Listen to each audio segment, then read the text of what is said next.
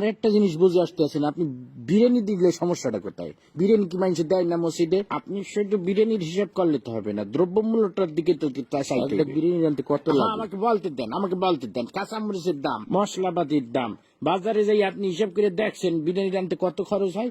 আপনি খালি বিরিয়ানি হরতে আছে, বিরিয়ানি রানতে বর্তমানে যে খরচ হবে ওইটা দিয়ে ঢলঢলা খিচুড়ি আপনি 50 জন মানুষ এক পুরো গ্রাম ধরে আপনি খাওয়াই দিতে পারেন। বুঝলাম না, প্রতি বছর ইফতারির সময় আপনার একটা হিসাব করবোই তো, সমস্যাটা কি আপনার? আপনি খালি খাওয়ার হিসাবটাই বুঝলেন, আপনি দ্রব্যমূল্য হিসাবটা বুঝবেন না। আপনি কি মনে হচ্ছেন আমি কি বহুত টাকার মালিক হয়ে গেছি? হ্যাঁ, এখন যত কামাই তত খরচ। এই যে আপনার মসজিদে প্রতি মাসে ইমাম সাহেবের বেতন না দিলে ইমাম সাহেব চলবে কেন? আমার কথা বলতে দেন। আবার এই যে রমজান মাস আইছে, তারাবি পড়াবে, হাদিয়া দিতে হইবে না? আমার খরচ কি কম?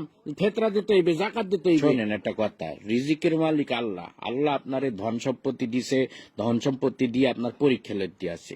এই